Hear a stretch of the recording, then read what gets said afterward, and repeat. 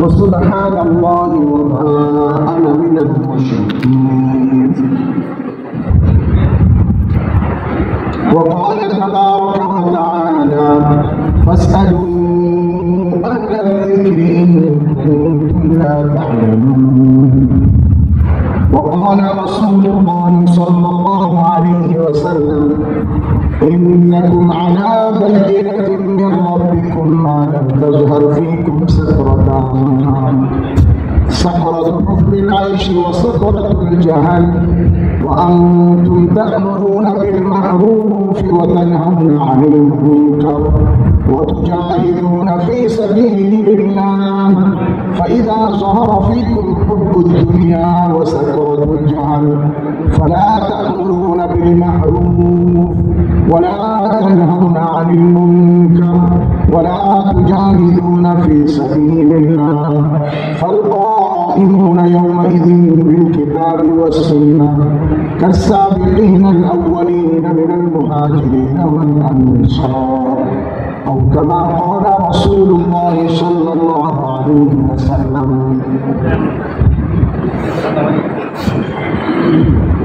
সম্মানিত কামরাঙ্গীরচরের বিভিন্ন মাসাজিদের আইম্মা ইকরাম, অত্র মাদ্রাসার আসাতিজা ইকরাম এবং দাওয়াত তাবলীগের দ্বীনের সাথী ও আজিজ ছাত্ররা, আপনার এই মজমায় কথা বলা একটু কঠিন।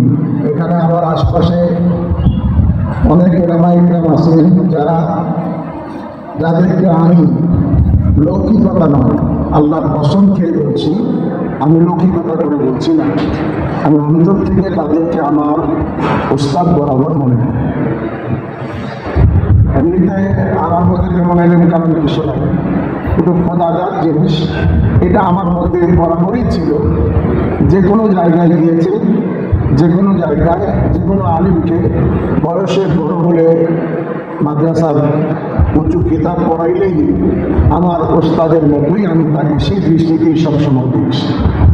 সুতরাং এই মজমায় আমার ওস্তাদ তুল্য উলামা ইকরাম আসেন, এই মজমায় আমাদের দাওয়াত তাবলীগের সাথী ভাইরা আসেন, নতুন সাথী আসেন, পুরাতন সাথী আসেন, আবার ছাত্র ভাইরা আসেন। তাহলে মজমার মুখাতব 4 প্রকারের আসে। তাবলীগের নতুন পুরাতন, মাদ্রাসার ছাত্র ভাই, আসাতিজা ইকরাম, মুখাতব 4 প্রকারের। এখানে এক মৌজুদে কথা বলা যাবে, কিন্তু প্রয়োজন ছাত্র ভাইদেরও উপকার হয় এমন কিছু কথার দরকার। তাবলীগের সাথে আসছে, তাদের কিছু কথা দরকার। তার কারণ হলো তারা, আপনাদের কথা বলছি না, মানে ওভারঅল পুরা দেশে আমরা আলেমদের সাথে আসি, এই কথা বলে শয়তান একটা অস্বসা দিয়ে দিছে, মেহনত না করলেও চলবে, মেহনত কমাই দিছে। হকের উপরে আসি বলে তো আমার মেহনত বেশি করতে হবে, কারণ আমরা যে কাতারে ছিলাম সে কাতার থেকে কিছু লোক বের হয়ে গেছে, তো কাতারটা তো আমাদেরকেই পুরা করতে হবে। এই জন্য তাবলীগের সাথে ভাইদেরও কিছু কথা দরকার। আর আমার আসাতিজা ইকরাম যারা, আমার উস্তাদগুলো যারা আছেন, ওনাদেরও কিছু দাওয়াতের এই বিভক্তির সম্পর্কে এমনিতে তো জানাই আছে, তারপরও কিছু অজাহাত প্রয়োজন, যাতে এই কথা কোনো জাহেল বলতে না পারে যে বাহির থেকে লোকমা দিলেন না, তাবলীগ করেলেন তারপরে লোকমা দিলেন। তাবলীগের মধ্যে একটা যারা মাওলানা সাদ সাহেবকে বেশি ভালোবাসছে এবং ওই দিকে চলে গেছে, বড় ভালো মানুষও এদের মধ্যে আসে, ট্র্যাপে করে গেছে, তকদিরের ফেলে পড়ে গেছে, অথবা পিছনে কারো বন্ধ ছিল, কিছু একটা হবে। তো তারা বলে কি যে ওনার কথা নকল করে বলে যে লোকমা দিতে হলে নামাজের শরীর হন, তারপরে লোকমা দেন, বাইর দিকে লোকমা দিলে লোকমা নেওয়া যায় না, আর ওই লোকমা দিলে নামাজ ভেঙে যায়। এটা খুব বলতো, এটা বন্ধ করে দিছে। আমি আবার এটার বিরুদ্ধে বলা শুরু করছিলাম যে বাহির থেকে লোকমা দিলে সেই লোকমা নিলে নামাজ তো ভাঙেই না, বরং বাহির থেকে লোকমা দিলে লোকমা নেওয়া জরুরি। কারণ আপনারা তো শুধু তেলাওয়াতের লোকমা বলছেন, তেলাওয়াতের লোকমা তো দরকারই নাই। মায়া জুজুবিহি সালাহ হয়ে গেলে রুকুতে আল্লাহু আকবার খালাস। কিন্তু এর চেয়ে বড় জিনিস রয়ে গেছে, লঞ্চে তারা নামাজ পড়তেছে কেবলামুখী হয়ে। এখন লঞ্চ ঘুরে গেছে, বাহির থেকে একজন বলছে লঞ্চ ডাইনে ঘুরছে, আপনি বাইরে ঘুরেন, কেবলা পরিবর্তন হচ্ছে। এই যদি এখন এই কথা কয় যে বাইরের লোকমা নেওয়া যাবে না, আমি এই লোকমা নিব না, তো তার সিনা যখন ঘুরে যাবে তো তার নামাজ নষ্ট হয়ে যাবে। যদিও সে ওই নামাজে প্রথম রাকাতে 15 পারা, দ্বিতীয় রাকাতে 15 পারা পুরা কোরআন শরীফ পড়ছে, তবুও তার নামাজ বাকি, লোকমা নিতে হবে। তো ওলামা ইকরাম যে লোকমা দিচ্ছেন সেটা ওই লোকমা যে লোকমাটা নিতে হবে। ওলামা ইকরাম ওই লোকমাই দিচ্ছেন যে লোকমা আমাদেরকে বা দাওয়াত তাবলীগের সাথীদেরকে নিতে হবে। কারণ দুই দৃষ্টিভঙ্গিতে ওলামা ইকরামকে যদি এই দৃষ্টিতে দেখা হয় যে তারা ভিতরে নাই বাইরে আসে, তবুও নিতে হবে, যদিও এটা তাদের বোকামি। ওলামা ইকরাম তো ভিতরেই আসে, ওলামা ইকরাম তো আগে থেকে নামাজে আসেন।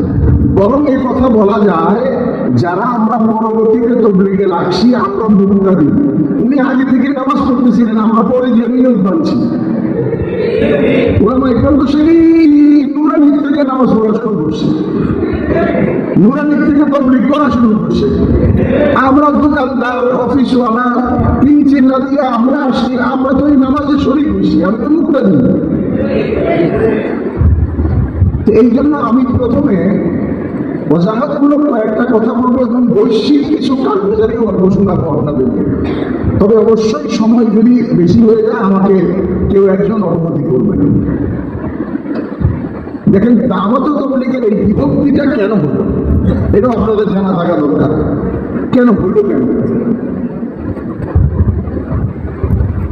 সারসংক্ষেপ হলো, হযরত মাওলানা ইলিয়াস রহমাতুল্লাহ আলাইহি 1924 এর দিকে, হয়তো 23-24 এরকম হবে, তখন দাওয়াত তাবলীগের কাজ শুরু করছে। ওনার শুরু করার ধরন ছিল, ওনার ভিতরে উম্মতের হেদায়েতের এক তলব, আগ্রহ, কুরআন, শফকত, মায়া, মমতা, দরদ, যাই বলে, অস্থিরতা ছিল, অস্থিরতা। এটাকে শব্দ দিয়ে বোঝানো যায়। যেমন এক মায়ের এক সন্তান ছাদের উপরে রেলিং ছাড়া কিনারায় চলে আসছে, মা নিচ থেকে দেখতেছে যে হায় হায় বাচ্চাটা কিভাবে ছাদে গেল, ছাদের কিনারায়। এখন এই মায়ের অন্তরের কাইফিয়ত বলেন কোন ভাষায় কে প্রকাশ করতে পারবে? তার ভিতরের চিন্তা হলো, আমি কি দৌড়াইয়া ছাদে যাব, গিয়ে কি বাচ্চা পাবো, আর আমি কি ওকে ডাক দিব? ডাক দিলে তো লাভ দেবে। এটাকে বলে কি কর্তব্য বিমূঢ়, হ্যাঁ হ্যাঁ আমার কি করার আছে। হযরত মাওলানা ইলিয়াস রাহমাতুল্লাহি আলাইহি এর অন্তরে আল্লাহ তাআলা খোদা প্রদত্ত ভাবে আল্লাহ তাআলা অন্তরে উম্মতের এক দরদ আর এক মায়া দিয়েছে, যার নবীর ওয়ারাসাত হিসেবে আল্লাহ তাআলা উলামা ইকরামকে দিয়েছেন, ওনাকে আল্লাহ তাআলা এটা কিঞ্চিত বেশি দিয়েছেন। এটা আল্লাহর স্বভাব ছিল, হাবিবুল্লাহ রহমাতুল্লাহ আলাইহি ওনারও ছিল।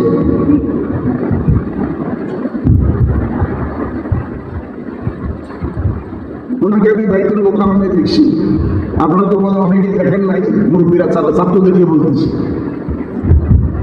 আমি ছোট তখন বাসাবো থেকে আমার জন্মস্থান বাসা, আমার 9 বছর বয়সে আমি 82-তে এখানে শুধু আমি দুজনকে দেখতেই আসছি। নদী পার হয়ে ধান ক্ষেতের ভিতর দিয়ে হুজুরের বাড়ির সামনে বড় বড় গাছ ছিল, ওই গাছের নিচে বসেছিলাম, উনি কখন আসবে শুধু দেখব কাছ থেকে। তো উনি 1924-এর দিকে মাওলানা ইলিয়াস রহমাতুল্লাহ আলাইহি কাজ শুরু করছেন এইভাবে যে উনি হজে গেছেন, আর ওইখানে ওনার ওই অন্তরের অস্থিরতার উপরে আল্লাহর পক্ষ থেকে ওনাকে ইলহাম করা হয়েছে যে আল্লাহ তোমাকে দিয়ে কাজ নেবে।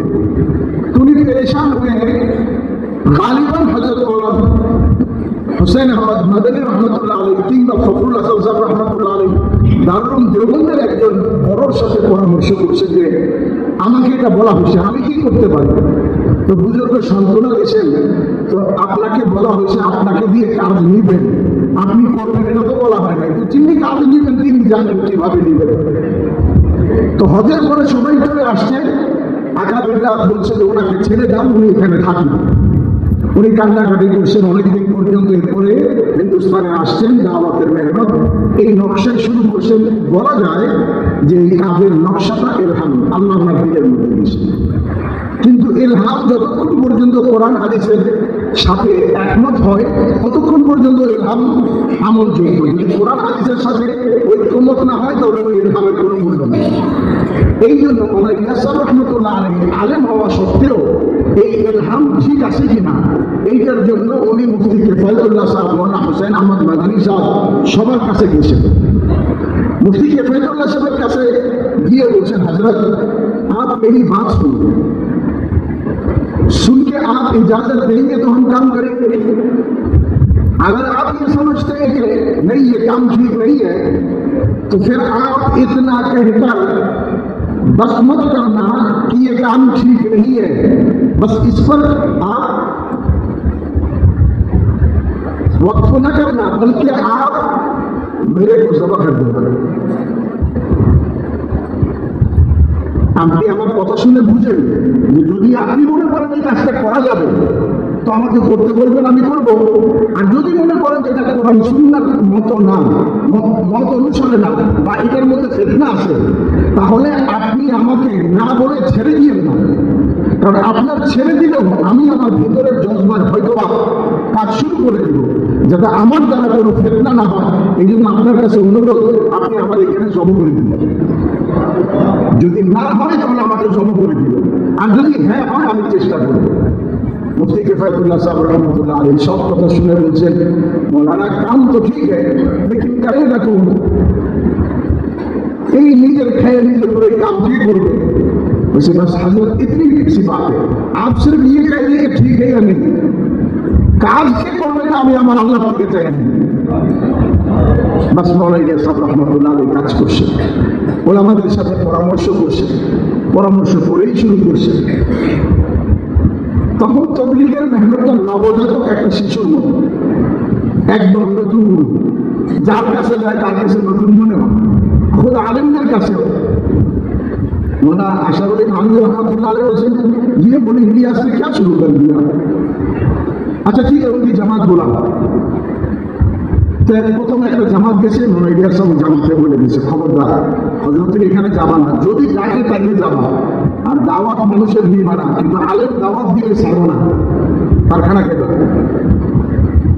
তো ওই জামাতকে থানা ভবন নিয়ে যাওয়া হয়েছে।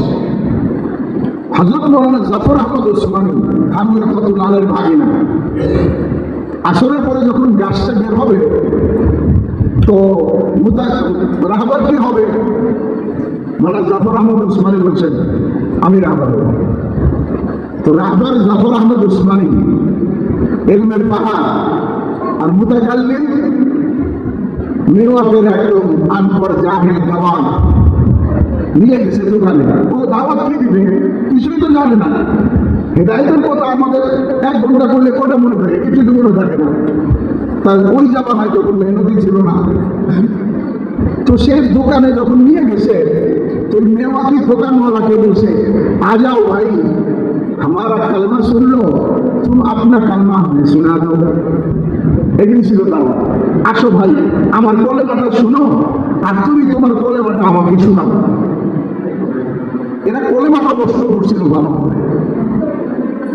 থানভীর রহমতুল্লাহ আলাইহি হযরত জাফর আহমদ উসমানী সাহেব রহমতুল্লাহ আলাইহি আয়েশা বলছেন मानो जान ये जमात तो हद कर दिया, अरे ये तो हम हमारे बाजार में जो रोटी बनाने वाले हैं, सालन बनाने वाले हैं, जिनकी रोटी सालन खाकर हमारे यहाँ जर्म लगाते हैं, ये रोटी वाले को कलमा पता नहीं।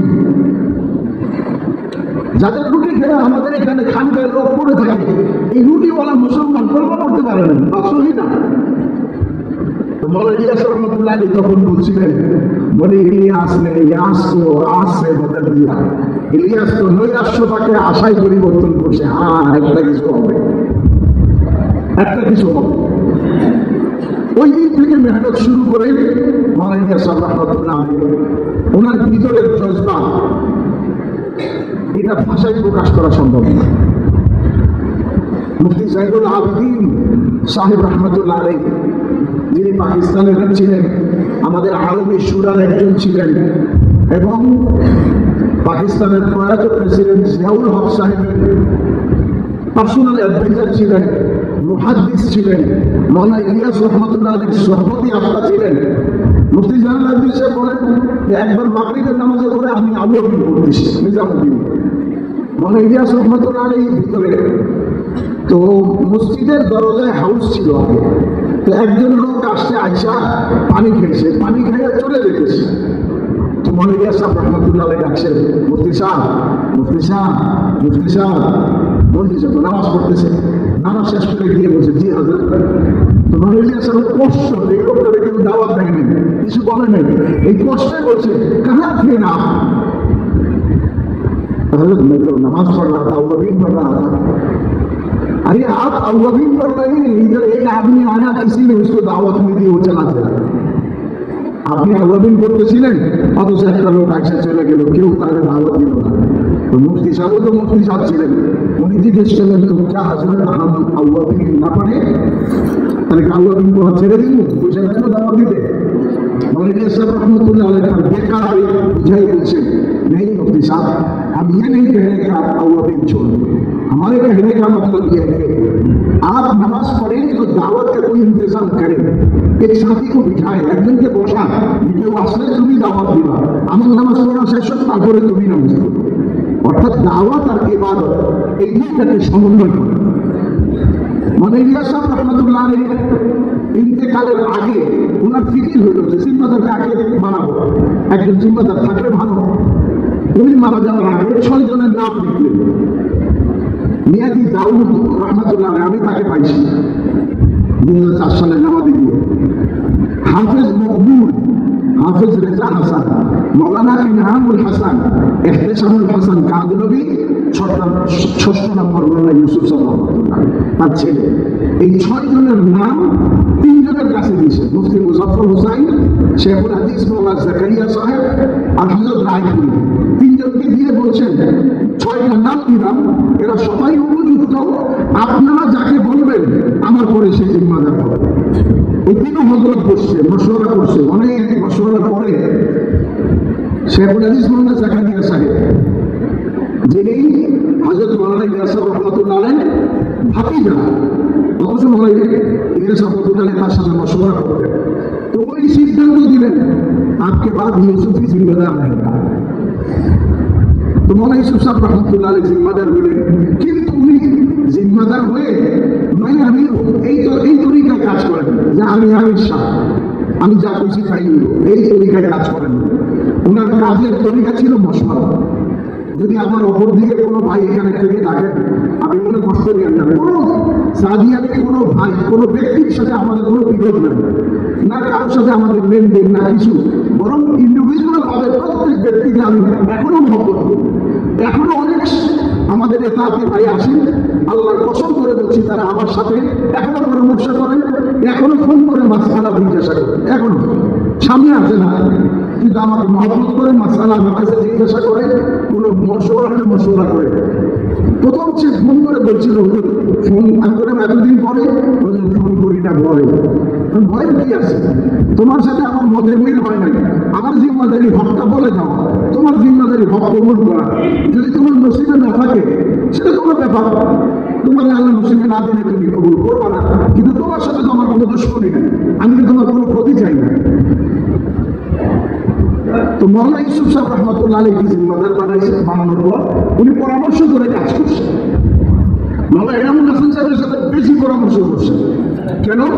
মৌলানা ইনামুল হাসান সাহেব রহমাতুল্লাহ আলাইহি ছিলেন এলেমের সাধক।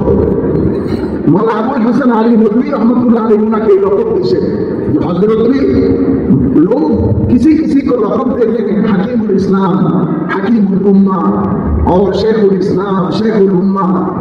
तो मैं सोच रहा था कि मुझे इनाम को क्या लक़ब दूं, मुझे इनामुल हसन साहब की लक़ब देवा जाए। तो मैंने सोच के बनाया कि ये खामोश दरिया है, खामोश दरिया, यानी এলেম ছিল দরিয়া পরিমাণ কিন্তু খামোশ ছিল, জবানে উনি কথা বলতেন, উনি সারাদিনে দুই চারটা কথা বলতেন, বয়ান করতেন না। উনি সারা জীবন বয়ান করছে আসর করে বিয়ের আগ দিয়ে, বিয়ে পরে এবার আগ দিয়া মুআমালাত মাশারাতের উপর কথা বলছে। মনে হয় না ওরা হাসান সাহেব রহমাতুল্লাহ আলাইহি যখন ফারেগ হন ওনার ইচ্ছা ছিলেন আমি হাদিস পড়াবো, জহির ছিলেন অনেক বেশি, মৌলানা ইউসুফ সাহেবের চেয়ে বেশি, যদিও মৌলানা ইউসুফ সাহেবের হায়াতুস সাহাবা আর অন্যান্য কিতাবের কারণে তাহাউই শরীফের সরার কারণে আমানুল আহবারের কারণে সবাই উলামারা তাকে বেশি চিনে, কিন্তু এই সকল কিতাব লেখার ক্ষেত্রে অবদান বেশি মনে হয় আবুল হাসান সাহেব রহমতুল্লাহ আলাইহি। কেন উনি আটকে গেলে কলমটা রাইখা কিতাবটা ওনার কাছে পাঠাইতেন, এত জহির ছিলেন উনি বুঝতেন যে ইউসুফ কি জিজ্ঞাসা করতে চাইতেছে, ওইটা লেখা পাঠাই দিতেন, সোয়ালগুলো মুখে বলার প্রয়োজন হতো। তো মনে হয় না আবুল হাসান সাহেব রহমতুল্লাহ আলাইহি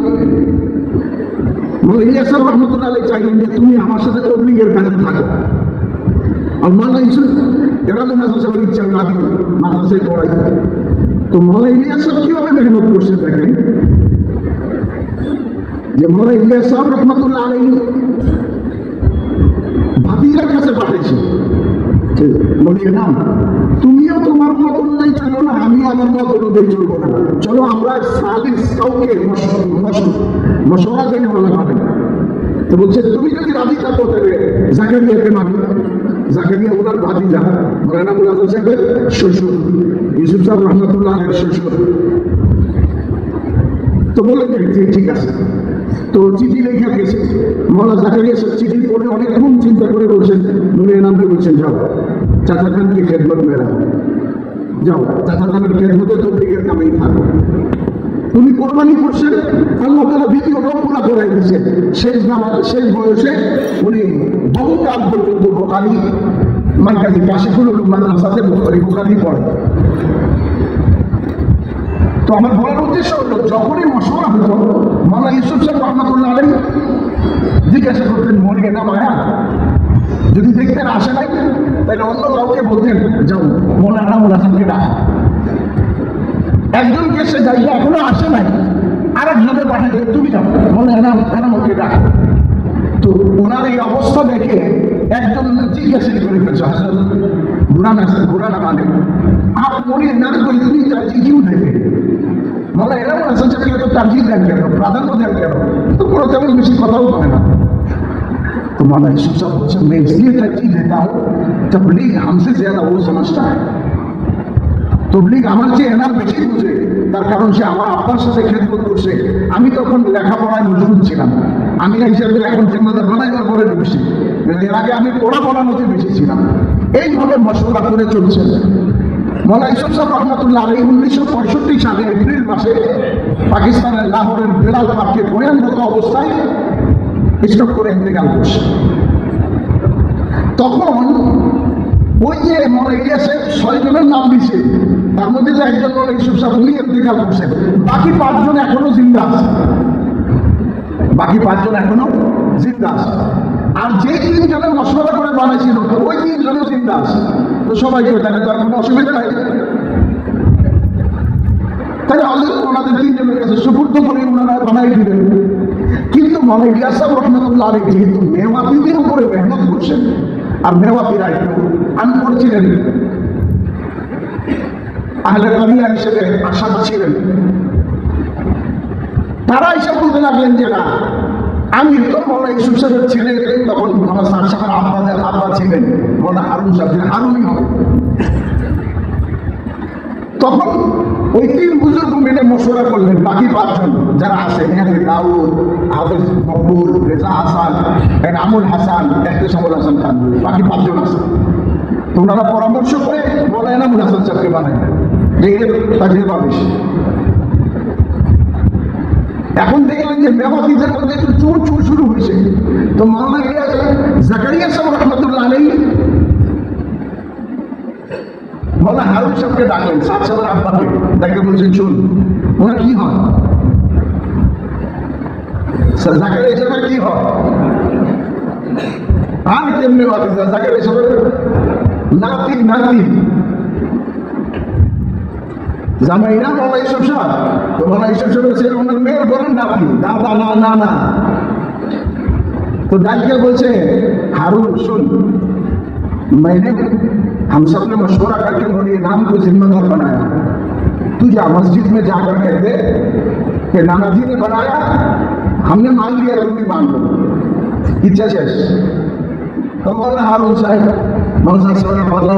নেওয়াদিদেরকে দেখো আমার নানা মৌলির নাম দিলে আমি বানাইছি, সুতরাং আমিও মাইনা লইছি, তোমরাও মাইনা নাও। এখন যারা করবো উনি তো আর চাইতেছে না, তার ক্ষেত্রে করার সুযোগ তেমন একটা হয়ে ওঠে না, কিন্তু সুযোগ হয় নাই। তবে একুশের আগুনের মতো যায় এটা মেওয়ানিদের প্রত্যেক মানুষের ভিতরে ভিতরে রয়ে গেছে। বলতে খারাপ লাগে, আত্মসমালোচনা ঘরের কথাই। মৌলানা শাহ সাহেবের কথা আমি আমার ওস্তাদের কাছ থেকে শুনছি, বড় হেরাস আমার ওস্তাদের কাছে উল্লি গেল আছে কোনো এক জায়গাতে, গালিবান সওয়াল এখন মৌলানা সাহেবের মধ্যে মৌলানা শাহ সাহেব একসময় বললেন তবলিগে তো দুশ্মন, তবলিগের দুশ্মন কয়জন? দুইজন। কে কে? আল্লাহ মাফ করে, মৌলানা এনামুল হাসান আর মৌলানা জাকারিয়া। লা হাওলা ওয়ালা কুওয়াতা ইল্লা বিল্লাহিল আলিয়্যিল আযীম। কেন বলল যে না না, তো ওই জাকারিয়া সাহেবের দোষ হলো আমার বাপের জিম্মাদারিটা বলে এনামকে দিয়ে দিছে, আর মৌলানা এনামের দোষ হলো মাদ্রাসার দাওয়াতের পরিবেশ না বানাই ঠান্ডার পরিবেশ বানাইছে, উনি বয়াত করতেন সেই জন্য। এই জন্য উনি জিম্মাদার হয়ে এই কথা বলি না, বয়াত বন্ধ করছেন, যে মাদ্রাসা আমরা আপনি জানেন। তার কারণ হলো মৌলানা জুবাইরুল হাসান সাহেবের দুইজনের পরিবার, মৌলানা জাকারিয়া সাহেবের খলিফা আর নিজের বাপ এনামুল হাসান সাহেবের খলিফা, দুইজনের খলিফা। তো কেউ যদি বয়াত করতে আসে তো ওনার কাছেই আসে, হযরতের কাছে তো আসে না, কথা কথিত। এই জন্য বলছি হ্যাঁ মার্কাজ का काम चलेगा, बयात नहीं चलेगा, ठीक है। मशवरा हुआ, মশওয়ারা হওয়ার পরে মৌলানা জুবাইরুল হাসান সাহেবের বন্ধু কামরায় একজন বলছে আমি তার বন্ধু কামরায় গিয়ে বলছি আমি আপনার কাছে বয়াত দিতে চাই, কেউ জানবে না, নেই মশওয়ারা হুয়া है, বয়াত বন্ধে নেই, মশওয়ারা पर আমল করো, যেটা মশওয়ারা আমি এটার উপর আমল করবো। অথচ মৌলানা জুবাইরুল হাসান সাহেব মারা যাইতেই উনি বয়াত করা শুরু করলেন। সন্ধ্যার পরে এক পার্টি মার্কাজে খুঁজে খুঁজে আনলেন, আজ হযরত জি বয়াত হলো। তো বয়াত আপনি আগে বন্ধ করলেন, এখন আপনি যেন করলেন কেন? এইভাবে ধীরে ধীরে মাদ্রাসার মধ্যে উনি আরো বহু জিনিস মশওয়ারার খেলাফ, কিতাব চালু করা মশওয়ারার খেলাফ, জামাতের সময় নির্ধারণ করা মশওয়ারার খেলাফ, আকাবিরদের সবাই নিঃশ্বাস বন্ধ করে চুপ করেছিলেন। তবলিগের কাজের প্রতি মানুষের আস্থা রেসপেক্ট তো অমুসলিমেরও আছে, যদি এটা জানতে পারে তাহলে কি হবে, এই জন্য সবাই চুপ করে হজম করছেন। মৌলানা এনামুল হাসান সাহেব রহমতুল্লাহ আলাইহি শেষ দিকে একটু চিন্তিত হয়েছেন, শেষ দিকে না, আরো আগে, মানে এটা হয়তো শেখের জীবদ্দশা। এখন বলার সময় নেই, শেখুল্লাহ জাকারিয়া সাহেব মৌলানা ওমর পালনপুরের মাধ্যমে মৌলানা এনামুল হাসান সাহেবকে বলছেন মনি এনাম কিসি এক মজমুন শুনে বলছেন তাকে বলো সে যেন এখন জামাত বানায়, সুরা বানায়, সব জায়গায়, শুধু মার্কাজে না, ওই তখন থেকে জেলায় সুরা, থানায় সুরা, ইউনিভার্সিটিতে সুরা, মানে জামাত বানানো হতো, জামাতটা কিনা সামলাবে, মানে ব্যক্তি এসছে রাত করে গেছে সেই দৃষ্টিভঙ্গি। তো হযরতকে 1993 সালে হজের মৌসুমে সাথীদেরকে বললেন যে ভাই কাজ সামলাইবার মতো তো এখন আর আমার স্বাস্থ্য নাই, সামর্থ্য নাই, তোমরা যদি বলো চাও তাহলে আমি একটা জামাত বানাই দিই আমার শেখের কথা অনুযায়ী, যদিও তার শ্বশুর, কিন্তু তার শেখ আমার শেখের কথা অনুযায়ী। সবাই বলছে জি হযরত। তখন উনি হযরতকে 10 জনের জামাত বানাইছে। তখনই জানাম নাই হযরত বলছে তোমরা সবাই হজ শেষ করে নিজামুদ্দিন আসো। আগস্ট মাসে সবাই নিজামুদ্দিন গেছে। ভিসা তখনই হজের সময় সৌদি আরবের ইন্ডিয়ান এম্বাসি থেকে নিয়ে নিছে। আগস্ট মাসে আসার পরে হযরত পরামর্শ করে 10 জনের সুরা বানাইছে। পাকিস্তান থেকে 4 জন, মুফতি জাইনুল আবিদিন রাহিমাহুল্লাহ, সাঈদ আহমদ খান সাহেব রাহমাতুল্লাহ আলাইহি, ভাই আফজল সাহেব রাহমাতুল্লাহ আলাইহি, হাজী আব্দুল ওয়াহাব সাহেব রাহমাতুল্লাহ আলাইহি, বাংলাদেশ থেকে একজন হাজী আব্দুল মুকিত সাহেব রাহমাতুল্লাহ আলাইহি। কজন হলো? 5 জন। হিন্দুস্তান থেকে 3 জনের নাম বলছে। মোহাম্মদ সাহেবের নানা ছিলেন মার্কাজে বহু বছর মানে আবু দাউদ শরীফ পড়াইছেন, হেদায়েত উনি হায়াতুস সাহাবাও সবসময় পড়তেন, বাইরে সফরে যেতেন না। তো মৌলানা ইজহারুল হাসান রহমতুল্লাহ আলাইহি, তো হিন্দুস্তান থেকে মৌলানা ইজহারুল হাসান, মৌলানা জুবাইরুল হাসান আর মৌলানা উমর ফারুক। তো কয়জন হলো? 8 জন। এরপরে হযরত বললেন এক কাম করো, इन दोनों को भी ले लो, 10 पूरे हो जाएंगे। কোন 2 জনকে? 2 জনের একজন হলো আল্লাহ আমাকে মাফ করে দেন, আমি অত্যন্ত ইস্তেগফারের সাথে বলি যদি আমি ভুল বলি। আমার কাছে মনে হলো এটা কোথাও বলেন না, আমার কাছে মনে হচ্ছে যে একজনকে বলছে বুজুর্গি হিসেবে নিয়ে নাম হচ্ছে মিয়াজি মেহরাব রহমতুল্লাহ আলাইহি, নিরক্ষর বুজুর্গ ছিলেন। আরেকজনের কথা বলছেন মৌলানা সাদ সাহেবের কথা, এই দেউলিয়া নাম, এটা দৃষ্টিভঙ্গি গালেবান আমার এটা মনে পড়ে যে তাদের নাম এটা করে তো ফেতনা করবে। এই 10 জন হযরতের জীবদ্দশায় হযরত 95 সালের জুন মাসের 10 তারিখ শুক্রবার মাহফিলের মাগরিব এশা ইন্তেকাল করছেন। আমি এই দিনে জন্ম দিচ্ছিলাম, হযরতের শেষ মশওয়ারা চলছিল। হযরত রহমতুল্লাহ আলাইহি 10 জনের জামাত নিয়ে শ্রীলঙ্কা, তারপর অস্ট্রেলিয়া, ইন্দোনেশিয়া, ফিজি আইল্যান্ড এই সমস্ত দেশে 2 বছর সফরও করছে। 93 থেকে 95 পর্যন্ত। 95 জুন মাসের 10 তারিখ, সেদিন ছিল মুহররমেরও 10 তারিখ, আর সেদিন ছিল শুক্রবার। ওই দিন হযরত ইন্তেকাল করছে।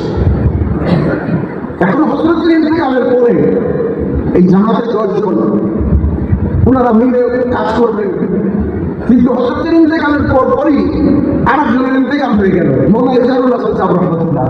ওই দিনও আমি ওদের মার্কাজে ছিলাম, ওনাদের আগে করছে। তারপরের বছরই মারা গেলেন মৌলানা উমর ফারুক 97-তে। 95-তে হযরতজি, 96-তে আবুল ইজহারুল হাসান, 97-তে উমর ফারুক, 98-তে সাঈদ আহমদ খান সাহেব, 99-তে হাজী আব্দুল মুকিত সাহেব। একের পর এক 10 জনের থেকে প্রতি বছর একজন না। এখন ওনাকে যখন বলা হচ্ছে যে আমাদের এই 10 জনের জামাতটা বড় করা হোক, উনি তখন একমাত্র মৌলানা সাদ সাহেব রাজি হন না, এই জামাতটা পুরা করবেন। কেন? তার কারণ হলো বয়সে তো উনি সবার ছোট, আলবত্তা বয়সের দিক থেকে তো সব আগে যাওয়ার সিরিয়াল। যাইতে 2014 সালে আমি তখন ইন্দোনেশিয়ার সফরে, তখন মৌলানা ইনামুল হাসান সাহেব, জুবাইরুল হাসান সাহেব ইন্তেকাল করলেন। যেই না জুবাইরুল হাসান সাহেব ইন্তেকাল করলেন, এখনো 2 জন বাকি। পাকিস্তানে হাজী আব্দুল ওয়াহাব আর হিন্দুস্তানে মৌলানা সাদ সাহেব। কিন্তু মৌলানা সাদ সাহেব চিন্তা করছেন হযরতের 10 জন বাদ, আমাদের নিজামুদ্দিনে তো আর কেউ নাই, এইটা কি ওনারা বলেন অটো আমি মানে যারা যারা ছিলেন সব মরে গেছে, এখন উনি রয়ে গেছে। উনি তখন দাবি করলেন 2015 সালে, 14 সালের ইন্তেকালের পর 15 সালে দাবি করলেন আমি। যদিও এই মেহনতের মধ্যে প্রত্যেকটা জিনিস মশলার সাথে হয়, তা আমি বলাটাকে মশলার সাথে হবে না। বলে উনি আমার ভাইরা, মেহনতের ভাইরা যারা মৌলানা সাদ সাহেবের সাথে আছেন, ওনাদের মধ্যে একজন আমার সাথে তর্ক করলেন, ভাই এরকম মশওয়ারা বসে। আমি জিজ্ঞেস করলাম কবে বসে? বললো যে 2017 সালে ইজতেমা করে। আমি মশওয়ারাও ছিলাম। কাতারের একজন দাঁড়ায় বলছে, ভাই আমার जिम्मेदार होने चाहिए, तो आपकी क्या राय है मौलाना साद साहब, हमारा अमीर हो जाए, क्या राय है सबकी? এটা কিরকম জানেন? এটা তরকারি নিয়ে মনে করেন কম আছে, সবাই তরকারিটা বাসে কি করা যায়? খানা খেতে পারে না, নিবেন একটু করে নেবেন না। আচ্ছা আপনি নিবেন, আপনিও নেবেন না। আরে আপনি একটু নেন না, একটা আলু ধরে কোনো মুখে দিচ্ছে, আর একটু নেবেন না। আচ্ছা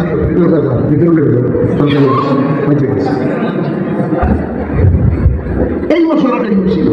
আমার জন্য একজন হওয়া দরকার, কি বলো? ঠিক আছে না? বেশি, তবু আমি ফর এক্সাম্পল মশওয়ারা হয়েছি, আমি ওনাদের বললাম যে মশওয়ারা হয়েছে কবে, 2017 সালে। আমরা ভাই কথা বুঝেছি না, এটা তো বড় খারাপ কথা, খারাপ কথা বলবে।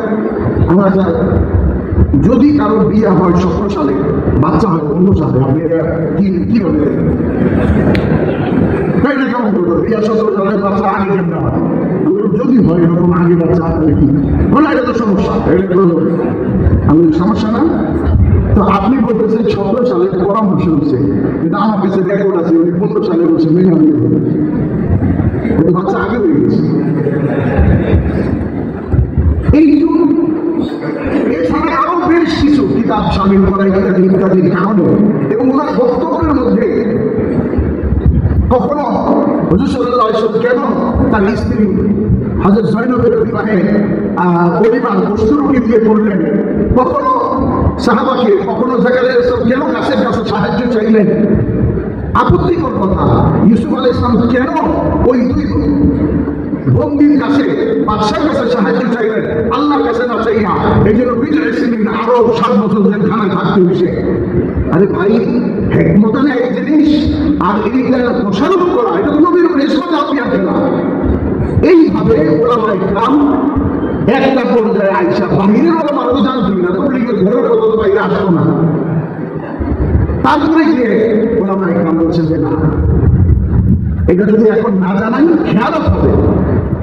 তারপরে গিয়ে বাইরে জানানো হয়েছে, আর ওলামায়ে কেরামের কাছে রাখা হয়েছে। ওলামায়ে কেরাম তখন পরামর্শ দিচ্ছেন যে ভাই, আহলে ইলমরা বিনা পরামর্শ করে জামাতকে চালাও।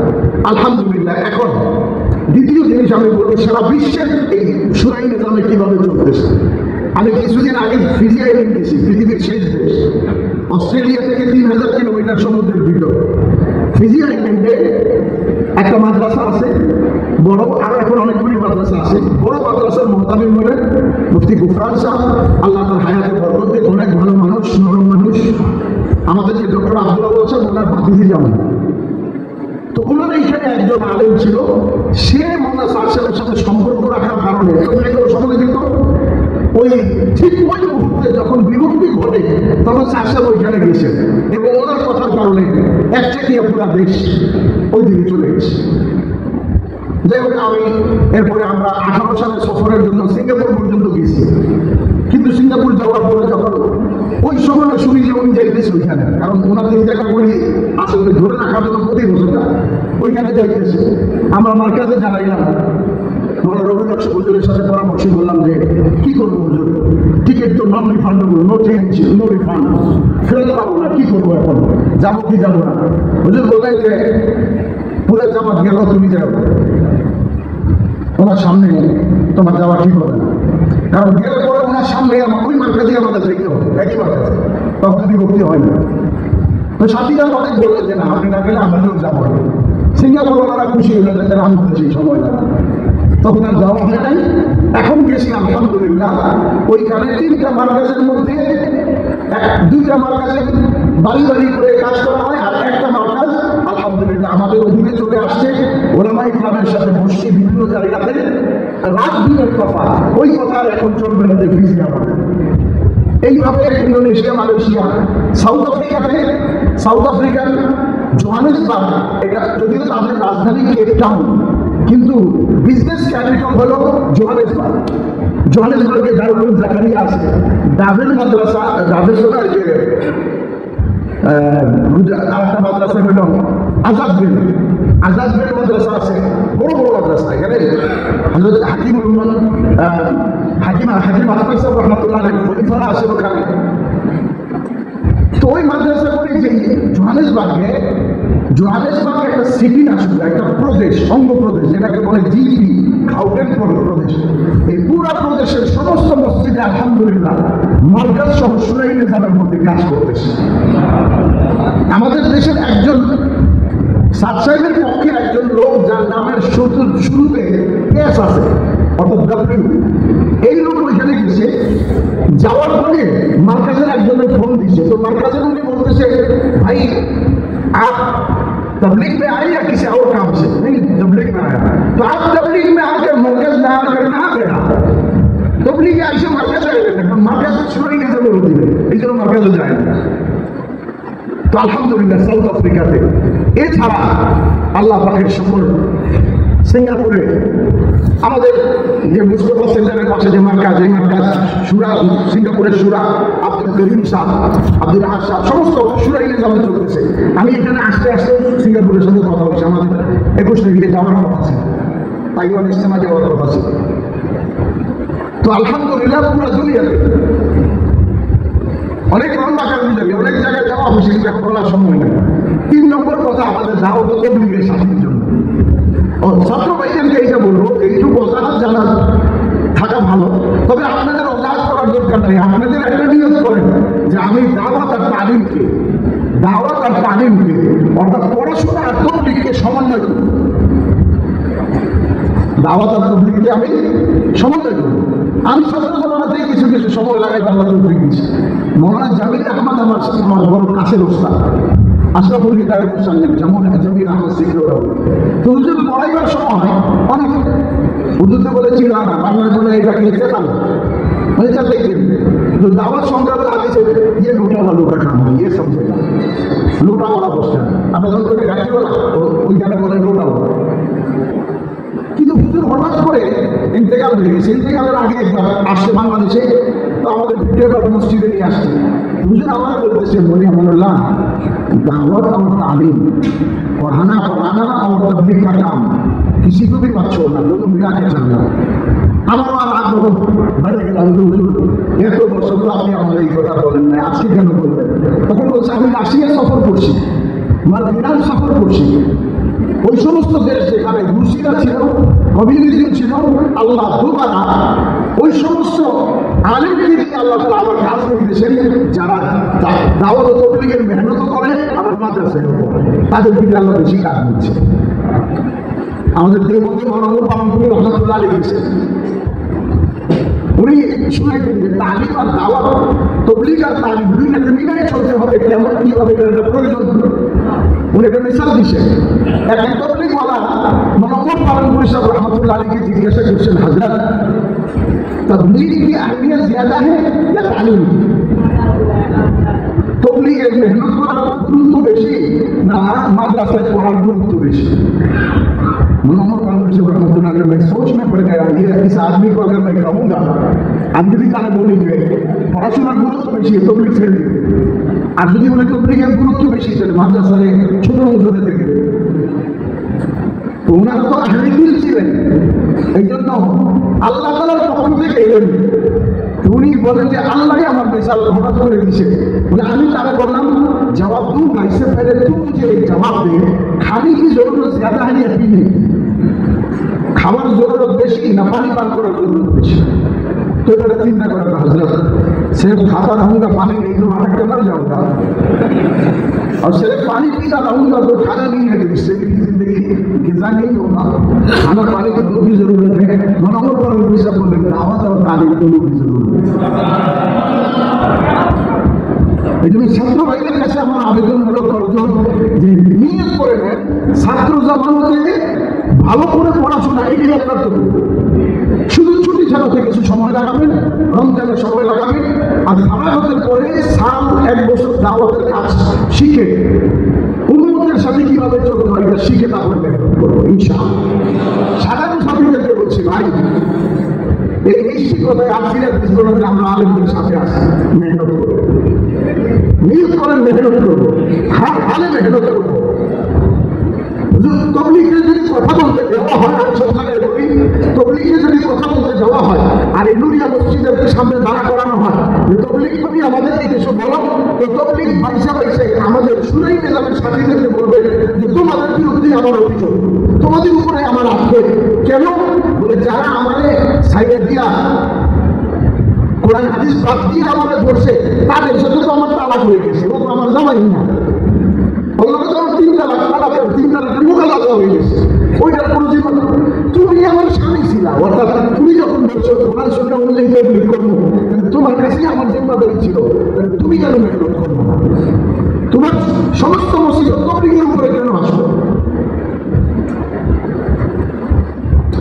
তোমার বাড়িতে আত্মীয় আসছে, তাও তুমি অফিসে গেছো, দোকান খুলছো, জোর জোর লাগে দোকান খুলছো, মেহমান আসছে দোকান খুলছো, শ্বশুর শাশুড়ি আসছে দোকান খুলছো, বৃষ্টি আসছে দোকান খুলছো, কারফিউ লেগে গেছে, তারপরেও দোকানে ঝাপ খুলে হাত দিয়ে দেখে যে কাস্টমার আসেনি, থাকলে আসেন, ভিতরে আসেন। তাও কারফিউর মধ্যে দেখছি আমাদের পুরান ঢাকা দোকান লাগাইয়া সামনে হাঁটে, কাস্টমার আসেনি, আইলে দিকে মাল লাগবো, আইলে দিকে কি মাল লাগবে, কত 35 লাগবে, আচ্ছা দাঁড়ান আপনি দিয়ে গিয়ে দাঁড়ান, টাকা পয়সার লেনদেন করে এদিক ওদিক জায়গা পট করে দোকান খুলে মাল দিয়ে দিচ্ছে। তো যদি কারফিউর মধ্যে দোকান খুলতে পারে, বৃষ্টিতে দোকান খুলতে পারে, জোরে দোকান খুলতে পারে, তো তোমার ব্যবসার দিন তোমার কি অজুহাত হয়ে গেল, কাজ করতে পারবো না? তোমার তালিমের সময় এমন কি অজুহাত হয়ে গেল, উঠে এমন ভাবে ব্যবসা হইতেছে, মাহরুমে যাওয়া লাগবে, কত ভাই আছে ঠান্ডা দিচ্ছে, তালিমে বসে না। আমাদের সাথীদের বলছি, ছাত্র ভাই আপনাদেরকে বলছি না, আমাদের দাওয়াত তবলীগের সাথীরা যারা আছেন এরা আজম করেন নবীর মেহনতের সাথে আল্লাহ আমার পরিচয় করেছে, যে মেহনতের দ্বারা আমার সংশোধন হচ্ছে, যে মেহনতের দ্বারা আমার নসলের মধ্যে আলেম পয়দা হইতেছে। আমি যদি এই মেহনত না করি, কালকে আমাদের দিন আমাকে আল্লাহ তারা ধরবে, তবলীগও আমাদের ধরবে, বলবে জবাব দিয়ে যাবে। আমাদের মেহনত চালাইতে হবে, জিন্দিগি চাইতে যাবে, এক একটা মুহূর্তকে কাজে লাগাই দিই। এরকম এক একজন দোকানদারের কাছে, এক একজন ব্যক্তির কাছে জিন্দিগি উসুল করে নেই, বেকার সময় কাটে, জিন্দিগিটাকে বেকার নষ্ট না করি, তবলীগের তাকাদাগুলি পুরা করি, নেশাবকে পুরা করি। আর শুধু নেশাব পুরা করার জন্য এখন হবে না, বরং এখন আমাদের জন্য জরুরি হলো নেশাব পুরা করার পাশাপাশি আমাদের কোরবানির সাথে অর্থ লাগাইতে হবে। এক এক জায়গায় আমাদেরকে যাইতে হবে। মানুষ জায়গা জমি বিক্রি, মানুষ বলে বিদেশ সফর করবে, টাকা পাবে, তবলীগে কি টাকা ফেরত দেয় নাকি? কেউ বিদেশে গিয়ে জিজ্ঞাসা করে না, ভিটা বাড়ি বিক্রি করে কাফের মুশরিকের পায়খানা সাফ করে। আর সৌদি আরবে কিছু আছে আরব দেশ, আরব ইউরোপ আমেরিকাতে, আমি আজ দেশের ট্রানজিট, মানে এক প্লেন থেকে নাই না, বাথরুমে গেছি, আর একটা প্লেন ধরবো, আর অন্য দেশে যাবো, তো বাথরুমের মধ্যে গিয়েছি, বাইরে দুজন বাংলায় কথা কম, বাইরে জিজ্ঞেস করলাম বাড়ি কোথায় ইত্যাদি। তো চিন্তা করলাম কাফের মুশরিকের পায়খানা সাফ করতেছে, ভিটা বাড়ি বিক্রি করে, কেউ জিজ্ঞাসা না যে টাকা কই পাই না। আর তবলীগে গেলে পরে টাকা কই পাইছে, টাকা চাইতেছে। যদি কাফের মুশরিকের পায়খানা পরিষ্কার করা, আর 2 লক্ষ খানার জোগাড় করা, আর একটা শতক টাকার কাপড় জোগাড় করার জন্য জানমাল কোরবানি করে বিদেশে যেতে পারে, তবে কালিমা লা ইলাহা ইল্লাল্লাহ দাওয়াত নিয়ে কি বিদেশে যাওয়া যায় না? আফ্রিকার মধ্যে হাজারো মানুষ, পৃথিবীর হাজারো জায়গাতে হাজারো মানুষ এখন এইভাবে জীবনযাপন করতেছে যে কলেমা মুখে আসে, কিন্তু তার জিন্দেগিতে, তার মুআমালাতে, তার মুআশারাতে তার ঈমান চলে গেছে কত আগে সে নিজেই জানে। আল্লাহ আমাকে আপনাকে দাওয়াত তবলীগের সাথী যারা আছে তারা পুক্তা মজবুতির সাথে, এখন রাত্রবেলা, এখন যদি হাজারো আমাদের হুজুর বুঝায়, যুক্তি দিয়ে না, এখন দুপুর 12টা হুজুরের মাথায় সমস্যা হয়ে গেছে, মানব তো ঠিক এইরকম আল্লাহর সাথে আমাদের মেহনত করতে হবে। সারা দুনিয়া আমার বুঝে গেল মতো নষ্ট হয়ে গেছে সবাই, হুজুর ওলামা ইকরাম ওরা এটা বলছে, ওই সারা দুনিয়া বুঝেছে যে সুদের উপরে ব্যবসা করে দেওয়া হবে। আজ অ্যাডভার্টাইজ দিয়েছে, এক হাতে 2 স্ক্রিন, এক ঝিনুকে 2 মুক্তা, সারা দুনিয়ায় কত এলান দিতেছে, প্রফিট দেখাইতেছে। ইমামওয়ালা কি বলছে? আমার আল্লাহ যেটা বলছে ঠিক, যে সুদের মধ্যে গেছে সে ধ্বংস হয়ে গেছে। এই জন্য দাওয়াত তবলীগের মেহনতের ব্যাপারে ছাত্র ভাইদের কাছে আমিও ছাত্র ভাই হিসেবে আবেদন যে আপনি দাওয়াত তালিমের সাথে দাওয়াতটাকে মিলাই নেন। ছুটি থাকার মধ্যে নিজেকে তশকিল করেন, আমি আমাদের আর আসাদুজ্জাহ ইকরাম ও আইমা ইসলামের কাছে আমার দরখাস্ত হলো, আপনারা আপনাদের জুমার বয়ানে মসজিদে মুসল্লিদের সাথে ইমামের একটা এমন সম্পর্ক যে প্রত্যেক মসজিদের মুসল্লিদের কাছে তার মসজিদের ইমাম হলো ইমাম আবু হানিফা, আর কোনো কিছু চলবে না। সুতরাং আপনি আপনার ওই হৃদ্যতা ও সম্পর্ক দিয়ে তাকে রাহবরি করেন। চলো দাওয়াত তবলীগের সময় আসবে আপনার কাছে, হুজুর এই সমস্যা, এই সমস্যা, এই সমস্যা, এই সমস্যা, যাও আল্লাহ রাস্তায় তবলীগের সময় লাগে আসে। আর দাওয়াত তবলীগের সাথীরা নিয়োগ করেন যে আমরা টাকা যাত্রা করবো, একদম রোজানার মশওয়ারা থেকে শুরু করে মাদ্রাসার সব থেকে শুরু করে বিদেশ সফর পর্যন্ত সমস্ত টাকা যাত্রা করবো ইনশাআল্লাহ। তৈরি আছি ইনশাআল্লাহ। আল্লাহ আমাকে আপনাকে সকলকে বলা ও শোনার উপর আমল করা